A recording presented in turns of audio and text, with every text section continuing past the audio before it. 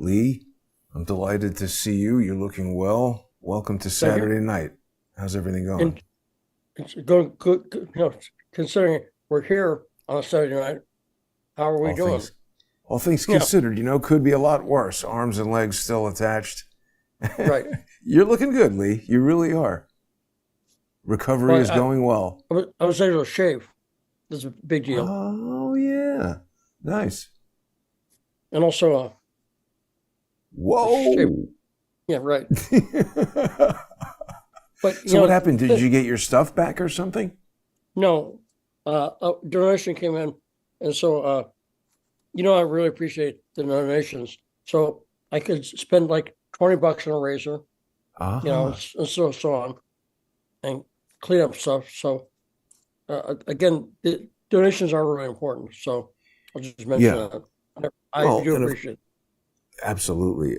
It's very important. And I love to always remind people to sponsor the show. We're going to be doing a high dive episode right after this. And, people who are sponsors on patreon.com/Stranahan are going to be able to join us for that. It's simulcast on all of the Crowdsource the Truth sponsorship channels as well. We've got a lot of stuff to talk about today. Pam Bondi has been saying she's going to, release all this Epstein stuff, but so far hasn't been too impressive. We've got these influencers here. I don't know. You got a lot to say about this. Where do you want to go with this?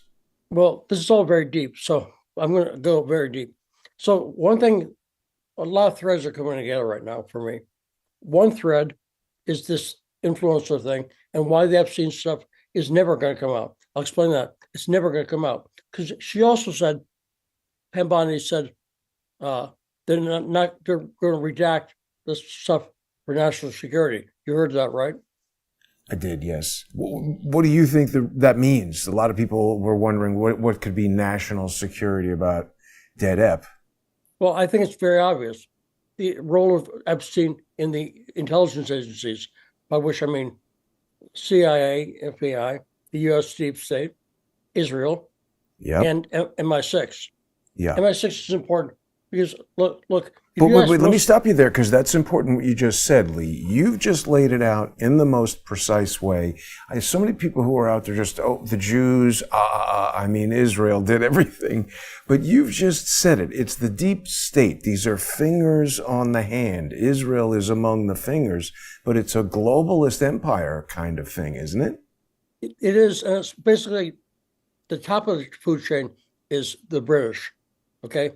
So we'll talk about that because if you ask most people, name two agencies that are behind this, they would say maybe Mossad or whatever, Israel, and they'd say CIA, right? Yeah. And then they kind of go quiet. Mm-hmm. You see what I'm saying? Yeah. They don't mention British, but I'm going to go deep and deep in a very provable way. So this is one thread.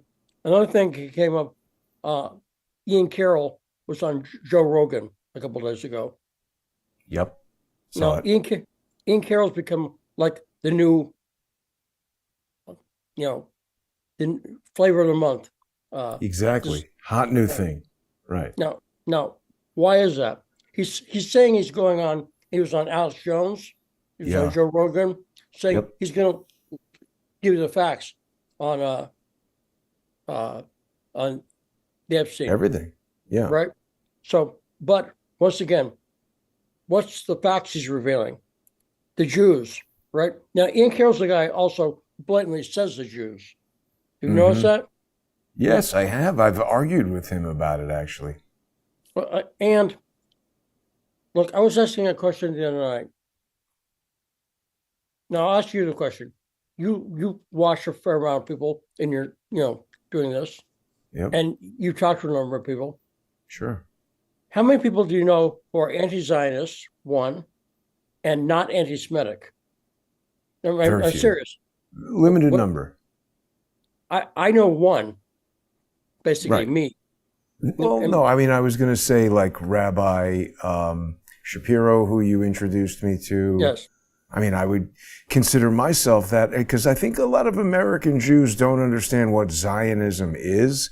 And I'm excited for our conversation when we get to the sponsor exclusive partly on Patreon and Subscribestar and Odyssey and all that, because I agree with you on this. I think that Zionism, and you introduced me to Rabbi Shapiro, who gets into this, how Zionism has attempted to hijack Judaism and the Jewish identity, and it's a political movement. It's a whole different thing than being Jewish. And people like Ian Carroll, what I really think the danger is with Ian is that he actually is quite intelligent and articulate and charismatic. He presents very well on camera, and he's young and he's fit and all that. So there's a lot of people who I think conflate these ideas and maybe even have an inherent hatred of Jewish people or Israel. And when Ian comes and speaks about it like this, it sort of empowers a lot of these feelings and intellectualizes some of this dangerous stuff, I think. I'm not saying he shouldn't be able to do it. I'm just pleased that we can have a conversation about it pushing back. But I want to say what I think is behind. I'm not saying behind him as though giving him notes or anything. I'm saying the reason he has an audience. You'll find very few people who are not Zionists and not anti-Semitic. And the reason why is I can find people who are not Zionists and bold about it. Kenneth Owens, for instance, Nick Fuentes, right? And they all say a lot of very anti-Semitic stuff. They talk about it. Does that make sense? Well, I mean, listen, we're getting into a broad area where there's going to be some people who think that anything that somebody says that's negative about Israel or a Jewish person is anti-Semitic, and then other people. But I don't. Do you think that's true about me? I'm just asking. No. You and I have been friends for like 30 years, and I'm Jewish, so obviously, but I think we agree that the political movement of Zionism throughout history has been deceptive and a social engineering thing intended to polarize two sides of an argument. And look, where did it start? Where does Zionism come from? You know much more about this than I do. I thought Theodore Herzl, but you said no. Okay. See when Herzl was. Look it up quickly. Herzl is considered the father of modern Zionism. So see if we can find what year he was, operating. So it says May 2nd, 1860. He died in 1904. Here, let's look at his Wikipedia. Okay. So he's born in 1860. He probably didn't come out of his mom being a Zionist, right? No, he took a little while, I think, to figure that out. Maybe 20 years. Look up Lord Shaftesbury. Like Shaft, he's a bad mother, watch your mouth. Shaftesbury.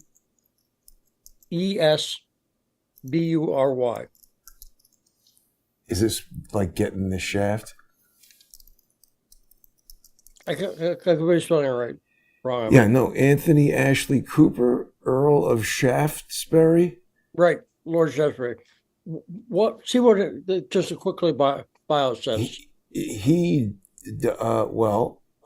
says there have been multiple people with the title Lord Shaftesbury, including Anthony Ashley Cooper, the 7th Earl of Shaftesbury. That's right. He's the one we want. He's the father of Zionism. He is. Oh, yeah?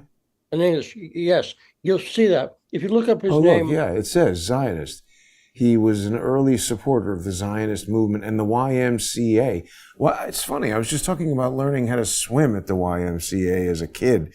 But why did he, that's weird. So that's the Christian Association and Zionism. Right. And what years was he operating? It says he's following Zionism, which sounds like he comes after, right? Well, right, but it's Wikipedia, so maybe it's not 100%. Well, we just looked up, you said Herzl was born in the no, this guy was born 1801, died 1885. Right. So this guy was talking about Zionism in the 1830s. Now, simple math is 30 lower than 60, right? Yes. I'm saying, why does he want Zionism? What does he care about it? He wants it for the reason evangelical Christians in the U.S. want today. They believe Christ will come back once the Jews are in Israel. And isn't this red calf something to do with it? He's got a coat of arms here with the red calf on it. I don't know about that, They but had I'm just some saying. sacrifice of a red calf. But I'm just saying, factually, he was talking about Zionism before Herzl. I mean, decades before Herzl. So saying that he's a follower of Zionism is backwards. Again, just Yeah. facts. Just facts. Here, Lee, it says the red heifer is a figure in the Torah that is described in Numbers 19. It is a symbol in some Christian interpretations of the Bible. I don't really know what it means, but he had a red heifer there, and it's got something to do with this. Very interesting. So what I'm saying is the guy who founded and popularized Zionism, by the way, guess where he went to college? You know I talk about this all the time. Any Oxford? guesses? Bingo. Yeah. Now, I talk about Oxford all the time because it says the center of so many things. It really is. I mean, you weird know, things. right. And so this is the founder of Zionism. He's English and he was operating before Herzl. You see, so Herzl was influenced by this guy, not vice versa.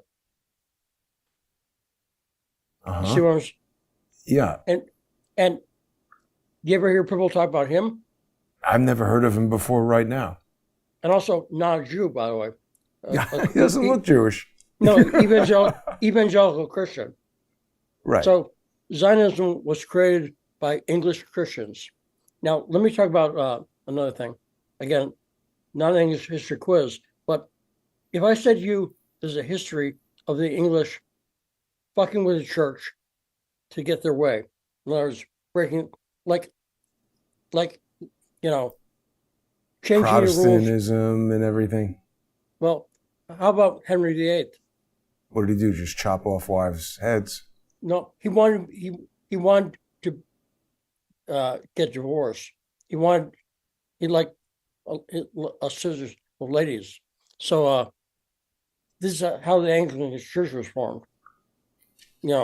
So here's what I'm saying. Christianity had a rule that you couldn't lend money. Right. And now, if they're really Christians, should they be trying to figure out a workaround about that or just follow it? You see what I'm saying? Right.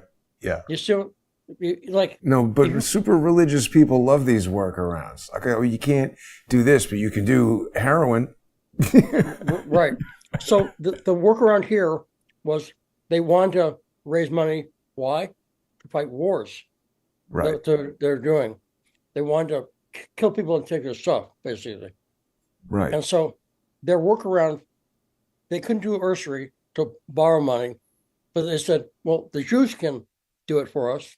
You see what I'm saying? It's a workaround. Money lending. And that's how it got into banking and everything like that. One quick thing, Lee, we've got a message here that Owl Killer is listening.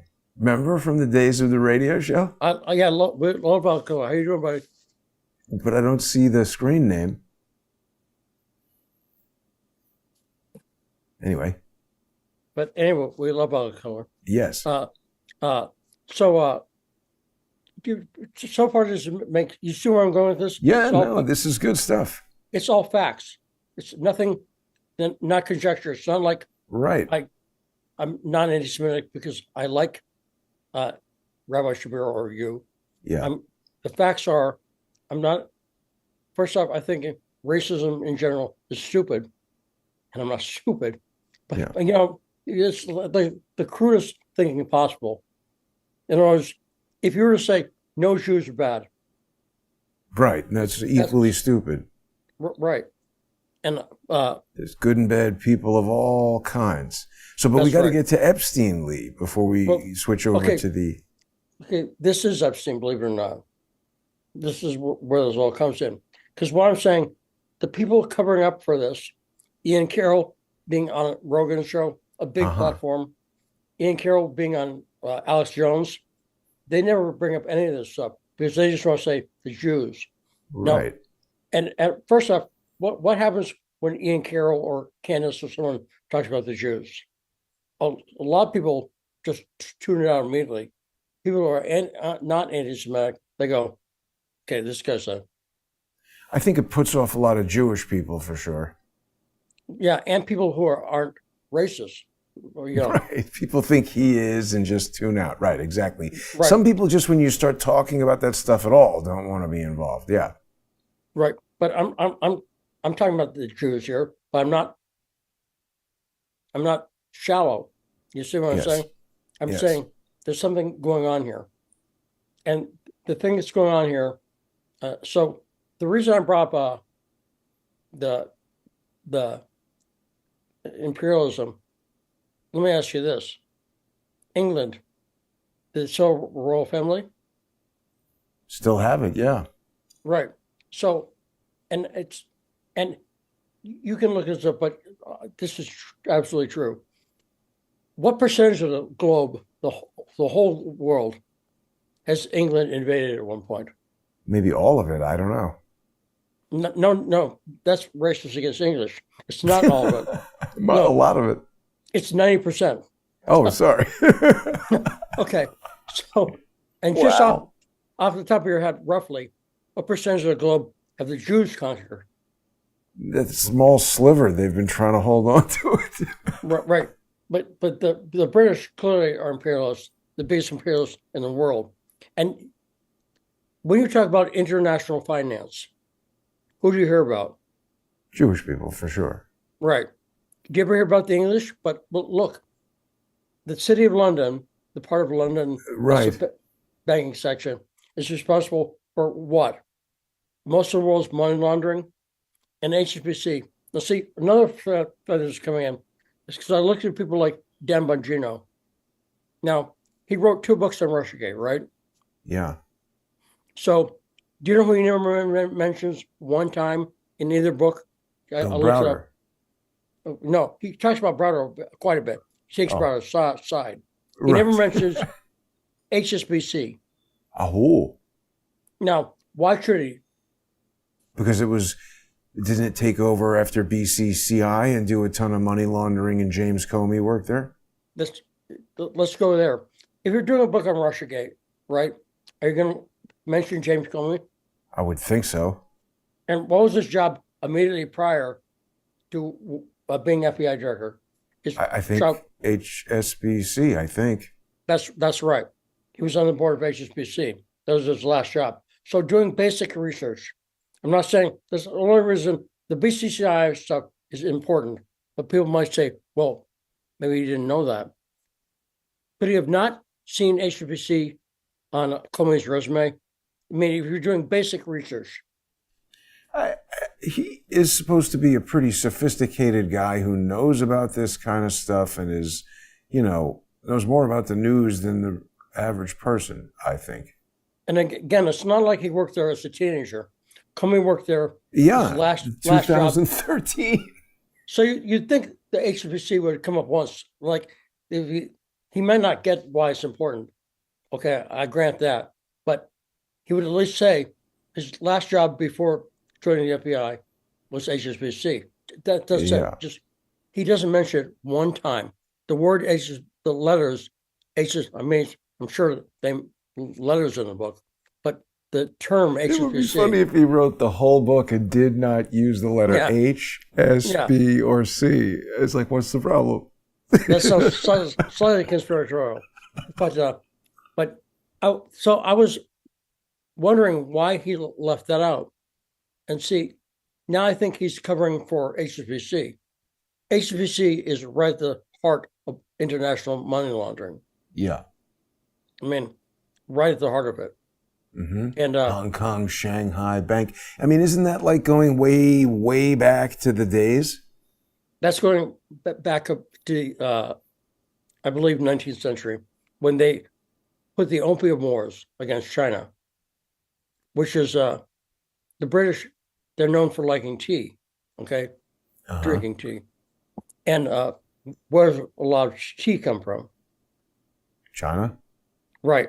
So normally you'd go, and by the way, in 19th century, I believe this is accurate. If it's not, I'm a century off. But who was the most prosperous economy on earth at the beginning of the 19th century? Well, I don't know.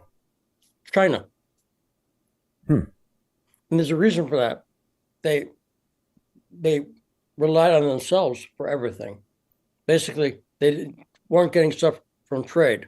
The Right. British, on the other hand, was through trade. So Okay. the British wanted tea from China.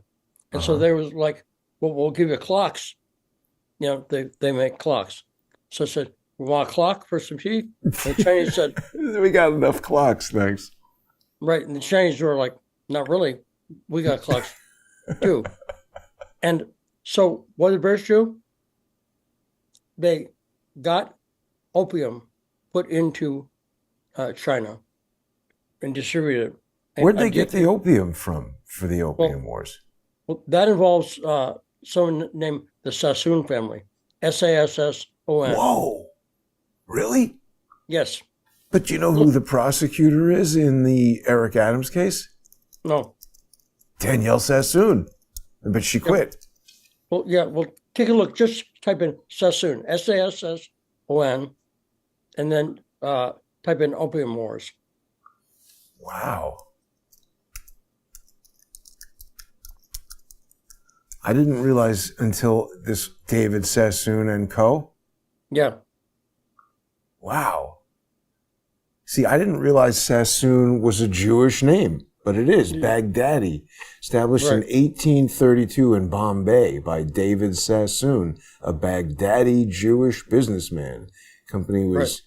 set up in a small counting house. They're called, their nickname is the Rothschilds of the East. There are connections there. But again, Wow.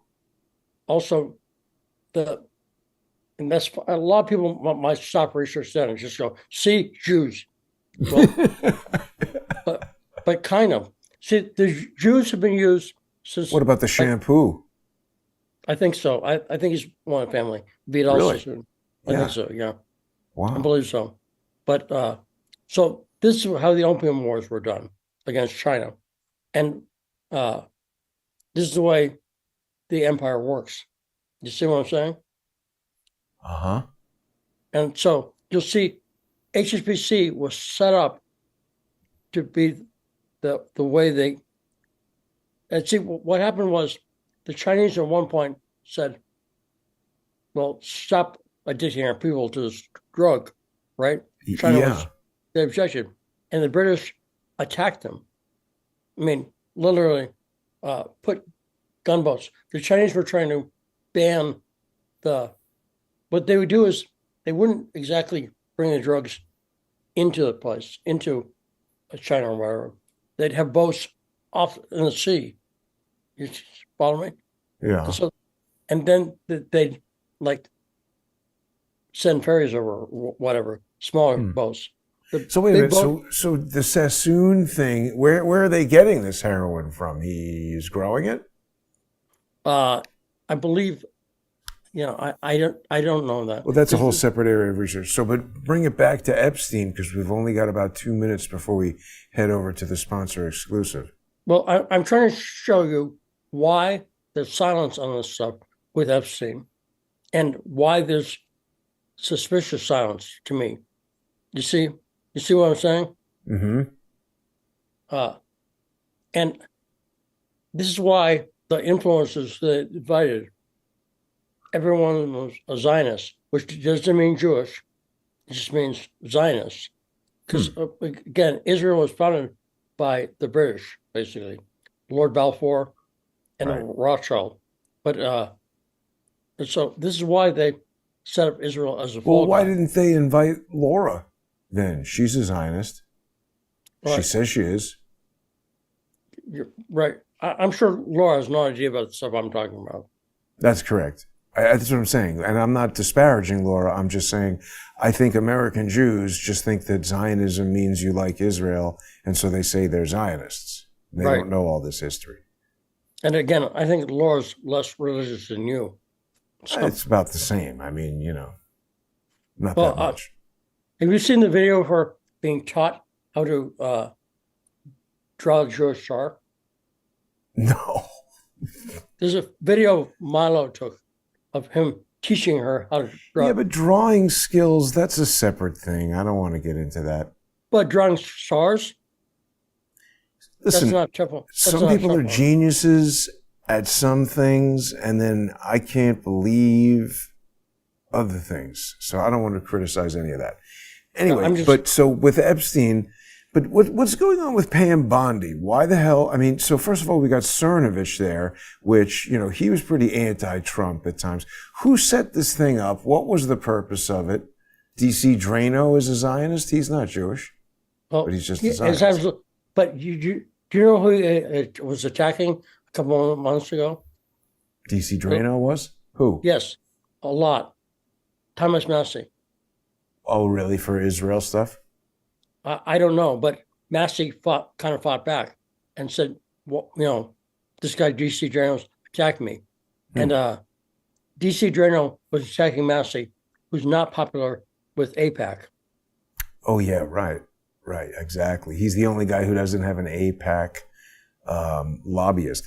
Well, Lee, let's continue this conversation. We're going to make our way over to patreon.com/Stranahan. People can also join us on odyssey.com/@crowdsourcethetruth, crowdsourcethetruth.substack.com, and subscribestar.com, and patreon.com/crowdsourcethetruth. Yeah, Lee. One final thing. Sure. People, if they want to read, I've got a lot of in-depth articles, 3,000 word articles on all this stuff on my Patreon. So Yeah. it's a good reason. I've been putting Yeah. big stuff. By the way, one final note was today, Jason. March 8th.